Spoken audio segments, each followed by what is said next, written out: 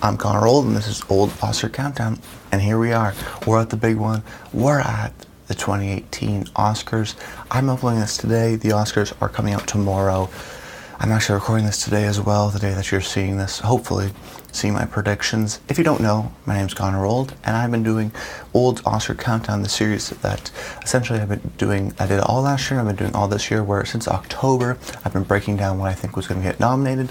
Then once it got nominated, I've been sort of breaking down each week what I think is going to get, what's going to win, what I predict to win. And this year is going to be a really interesting year, especially for some of the big categories like Best Picture, but I'm going to cover all of the categories. I'm going to essentially not say other possibilities. I'm going to say my picks and why I think those picks are strong and why I believe in them. And make sure that after this video, it's not my last video. I do stuff after Old Oscar Countdown. First of all, I'm going to do an Oscars reaction just to see some of those big surprises. Then I'm going to start doing a new series, which I'll announce at that video. I'm going to be bringing back my old series, Masters of Controlled Chaos, but I'm also going to be bringing a whole brand new series. So stay tuned for that if you like this channel. And maybe, you want to see some new stuff aside from Oscars, because I do this thing year round. Okay, so let's jump right into it. I'm going to leave the best things for last. That's Best Actress, Best Actor, and Best Picture. So stay tuned, watch the entire video. But we got some good categories to start, starting with, you can't see that, Best Supporting Actress, Allison Janney. For me, Allison Janney, and really all the four acting races are pretty locked up, except Allison Janney in Best Supporting Actress. I went with her because how could you not? She won the SAG, she won BAFTA, she won Golden Globes. It's hard to see sort of these actors really sweep. Never these four same people have sort of swept throughout. In Oscars history, there's always been some differentiation if the BAFTAs go different or SAGs go different, but I think that there could be two methods. Just go ahead with sort of the flow, and Allison Janney, they like the movie I, Tonya, right? So give it to her. Or there'll be, I want to be something different. And I think that out of all the categories, this is the most could possibly for an upset in all the categories, in all the acting categories, that is. And I think Laurie Metcalf, if you want to go for a dark horse, could win here, but Allison Janney is my pick, I think, because she's won everywhere and it makes sort of statistical sense. And, we've seen sort of these villains win before, so it wouldn't be a surprise. Another non-surprise here, Best Supporting Actor, Sam Rockwell. He also has been winning everywhere, and I don't think there's a solid number two. You could say Richard Jenkins because they like Shape of Water. You could say Willem Dafoe because he's won a lot of the critics. You could say someone even like Christopher Plummer because of the sort of Me Too movement. But I think Sam Rockwell, despite having Woody Harrelson in his own category, they could be a potential for vote splitting, but I still think Sam wins this one. Now let's go into Best Documentary Feature. Now this one was a really hard one for me. I actually just changed pretty much before the filming of this episode to lock it in. Last minute sort of prediction. I was thinking Icarus, but I went with Faces Places just because I was thinking Icarus, it's the Netflix movie, but then I thought, well, Strong Island's also the Netflix movie. Now Icarus is more of the Netflix movie, and then with the Olympics you could think of that, but I went with Faces Places because if you look at all the nominees, they're all sort of dark and serious tones, and this one is more of a lighter tone. It's the critical darling Anya Svarda's winning an honorary Oscar. Remember, JR bought the so it's JR, who is this guy, and Anya Svarda, who's a filmmaker. They both co-directed this movie, and JR attended the Oscars luncheon, but Anya Svarda couldn't make it, so he actually brought a cardboard cutout of her. So it's these little things that sort of get the Oscar voters' attention, and I think that I have to listen to my gut and listen to my heart on this one, and gotta go with Faces Places. Okay, next category, Best Animated Feature. I'm going with Coco. I think this should be a runaway surprise. Breadwinner, Loving Vincent, none of those have come up to it. And Coco is also possibly in a song category. So I think this is pretty close to a lock, and Pixar always does really well here. Best Cinematography, Blade Runner 2049. Some people think that's The Shape of Water. I don't. I think Roger Deakins' narrative has been building, not since recently. It's not something that the Oscar pundits have just made up. This has been building with critics, and people have heard about this. I mean, I remember when he lost with Sicario, and people were like, oh, another loss for Roger Deakins. But the movie got 5 nominations. And stunning cinematography. Could go with The Shape of Water, but I don't think there's another solid number 2, because you could, if you don't like Blade Runner 2049, you're either going to vote for The Shape of Water, or you're going to vote for Dunkirk, or maybe Rachel Morrison for Mudbound. So I don't think there's a strong number 2. I think Roger Deakins has got this one, and I really, really hope so. This is the one I'm going to be looking forward to of the night. Best visual effects. I went on a limb on here, and I picked Blade Runner 2049. Right now, it's a little bit of half War for the Planet of the Apes, half Blade Runner 2049. I went with Blade Runner because there's really incredible visual effects. It won the BAFTAs, and that you can't really see the industry awards for the Visual Effects Society, which has always recognized War for the Planet of the Apes. But the Oscars never do. You gotta go with sort of the numbers on this one.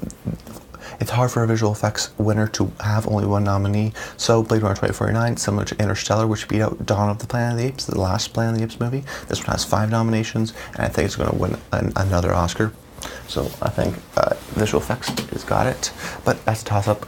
Best makeup and hairstyling, this one's pretty close to a lock. This one's going to go to Darkest Hour. You know, Gary Oldman has been parading sort of around his the makeup artist on Jimmy Fallon and The Tonight Show, and I think there's only 3 nominees, so it's Wonder didn't even get an adapted screenplay nomination, and Victoria and Abdul is sort of kind of liked. I think that's sort of passed. People forgot about that movie. I think this one's as close to a lock as you're going to get. Darkest Hour, makeup and hairstyling. Costume design, Phantom Thread. This is done by Mark Bridges, who is a respected costume designer in the industry, and people think he's deserving of a win. Plus, the movie is about costume design, so I think now that the Guild, if you don't know, actually went to The Shape of Water, but now that we're opening up to the entire Academy branch, I think that Phantom Thread will win because the movie's about costume design, and this movie's done better than anywhere else. If they want to reward it something, it even got Best Director nomination, and if they want to reward it something, they'll give it to Phantom Thread versus costume design, because it's all about costumes. Okay, now we're moving into the second half of the video, starting with Best Production Design. So, Best Production Design, I went with The Shape of Water because if The Shape of Water is a serious Oscar contender, what is it going to win? If it's not going to win any of the actings, I think it's got a pretty good lock here for production design. I was really impressed by it. It won the Producers Guild Award, which explains sort of its ability to take a $20 million budget and make it seem like this grandiose thing. I think the production design with the labs and even sort of Richard Jenkins' apartment here was really well done, and I think I'd be glad to see production design go to Shape of Water. Next category that I'm predicting, a foreign film. I'm going with A Fantastic Woman. You never know in some of these sort of odd categories like foreign film. Chile has only been nominated one other time and has never won, which is A Fantastic Woman is Chile's pick. I could say something like The Insult, which is maybe a little easier to get, but I think you've heard a lot of buzz about this. I've heard a lot of buzz about this movie. It's got a great title, and I guess it's sort of got a gut feeling. It could be this, could be The Insult. I went with this. Best sound, what's this, editing? I'm going to go with Dunkirk, and also might as well just say it. Best sound mixing, I'm also going to go with Dunkirk. At one point I thought mixing would go to Baby Driver, but just by evidence of Dunkirk has to win something, and I think it's going to win these sound awards, and it won at BAFTAs and sort of been projecting to do that. I think that you could maybe go on a limb and say Baby Driver, but I think it's a safe choice to put both in sound mixing. Plus, if you look at the nominations, both of them are the same, the exact same. If it was different nominations, then you could tell people were sort of not as enthusiastic about them. But I think because the nominations are the same, we could see a sweep across both categories. And you look something like last year, Hacksaw Ridge, that one sound mixing as well. I think Dunkirk is a more probable in the sound editing category, less so in the sound mixing category. Still, I'm going with both. Alright, best score, The Shape of Water. This is Alexandre Desplat, who recently won for the Grand Budapest. I think there's a lot of appeal about this movie, that why people like it is the score, the sort of fairy tale classic aspect to it. People may say Phantom Thread, but I think Phantom Thread is going to get enough wins, should it win costume design, and I think if The Shape of Water doesn't win score and the production design, well, then it's not winning Best Picture. Well, I guess it's going to win Best Director, but it's hard for me to see it not winning a couple of these below the line categories, being that it got 13 nominations. Next pick, going on a bit of a limb. This is another one of my risky picks. I'm going to go with This Is Me from The Greatest Showman. If you don't know these two guys are Paul and Pasek. These are the La La Land lyricists who also won last year for City of Stars. Now this is between this and Remember Me. I went with this because this was played during the entire coverage of the Olympics, which is recent. Plus, you have that added factor of it's very much an anthem song. People really rally behind it, and The Greatest Showman is this big surprise blockbuster hit. I gotta go with the musical on this one. I think they're gonna give Coco. It's a word for animated, but I think the really big Greatest Showman fans will go with This Is Me. And all right, let's go into the shorts now. Best animated short, I'm going with Dear Basketball. I almost switched at the last second to Garden Party. Watch out for that. But I think Dear Basketball, because Kobe Bryant was such a hit at the Oscars luncheon, voters sort of know that. People in LA love Kobe Bryant. It was insane. This is animated by a legendary Disney animator. The music is done by John Williams. People want to see Kobe Bryant up on that stage. I gotta go with Dear Basketball just because there's so many factors. Why not? So for Best Documentary Short, I'm going with Heaven is a Traffic Jam on the 405. I haven't seen it. I know the name. Heaven is a Traffic Jam on the 405. That's an LA reference. It's about creative people and the creative process. I just, as soon as I saw this one for a nomination even, I was like, oh, it's going to get nominated. And then I was like, okay, it's going to win now because I love the title and a lot of people have that reaction to it. So people that may not even have seen it will vote for it. So I think that's going to win.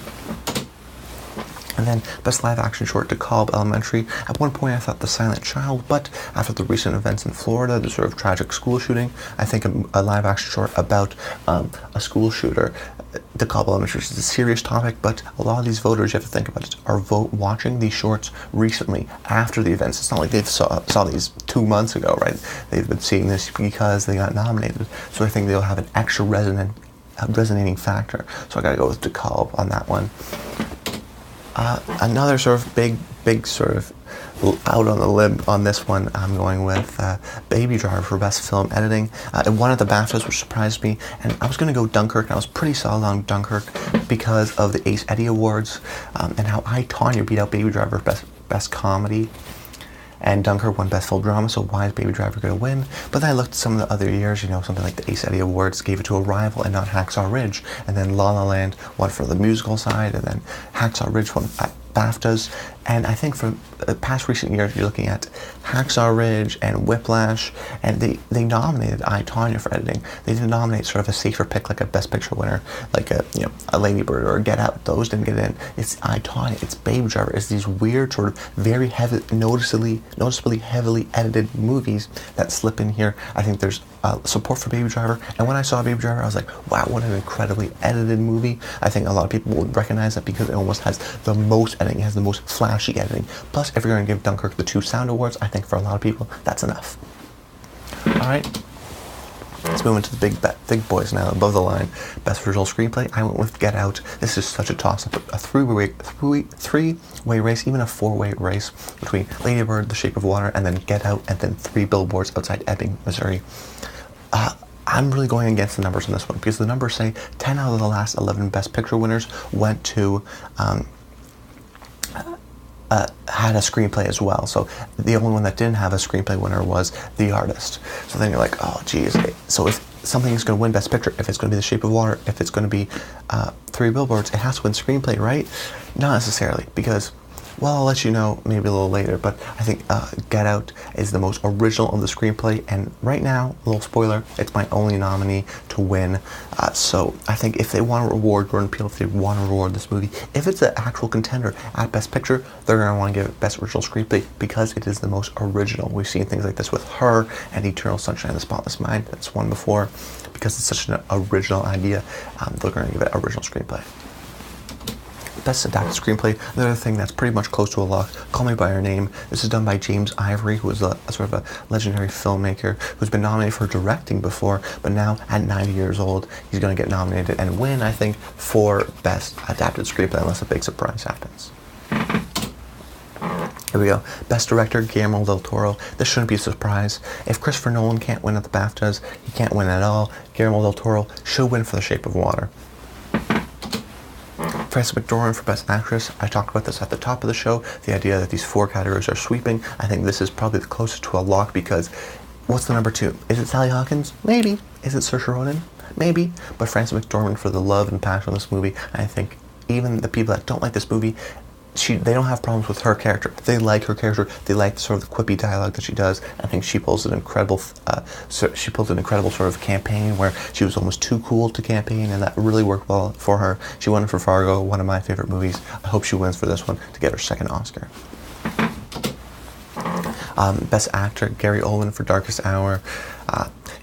This one's kind of obvious as well because they've sort of been sweeping. If Timothée Chalamet can't beat him at something like SAGs or anything like that, he's been really winning everywhere. He's the typical Oscar performance. He's really good at it. And normally a lot of times makeup and hairstyling award will also go to Best Actor, Best Actress. We've seen something before, like the Iron Lady won makeup and Best Actress for Meryl Streep. I think we're going to see the same thing as a type of Lifetime Achievement Award for Gary Oldman, but a well-deserved one in my opinion. All right, here we go. The big one, Best Picture. I'm going with Three Billboards Outside Ebbing, Missouri. All these years I've been sort of going with the less technical movie and the more a love movie by the Actors Branch. The Actors Branch loves this movie. And the Actors Branch is the biggest branch. They nominated Woody Harrelson and Sam Rockwell, two people from the same movie in supporting actor, which two people in the same category hasn't happened since 1992 for Bugsy. So they really love this movie. It won SAGs, it won BAFTAs, it won Golden Globes. It's been overperforming everywhere. Yes, it is a decisive movie, and yes, people may rank it either 1 or 9th. So maybe something like The Shape of Water or Get Out will win. But if you think about it, what's the number 2? Last year, it was Moonlight. The year before that, it was Spotlight, Big Short. This year, it's Shape of Water, Get Out, Lady Bird. Oh, and then some people like Call Me By Your Name. And then some people obviously like Phantom Thread and Darkest Hour. And it's like, the problem is there's no clear number 2. So my reasoning is I'm going to go with the clear number 1, which is Three Billboards Outside Ebbing, Missouri. I hope I'm right. I'm not crazy category. I haven't thought about this so much, surprisingly, for Best Picture. I've been trying to make sure I get those documentary shorts and those ones where you can almost never predict right. But I still think Three Billboards is going to win, and that goes back to my sort of screenplay point. If this wins, then maybe it'll win original screenplay. But if Get Out wins original screenplay, watch out, because it could win Best Picture as well. You never know. Anyways, guys, for all those reasons, those are my predictions. I hope you liked the video. Comment below. Let me know some of your favorites, some of your predictions. I'd love to hear it. I hope I'm right. I'll put my predictions in the comments down below. And then I'll come back for my reactions video, and then there I'll announce my new series going forward. I had a blast with this year. I can't believe it's already done another Oscar season. A really fun one in my opinion, and I can't wait for the ceremony tomorrow. So anyways, I'm Connor Old, and until next time, stay tuned.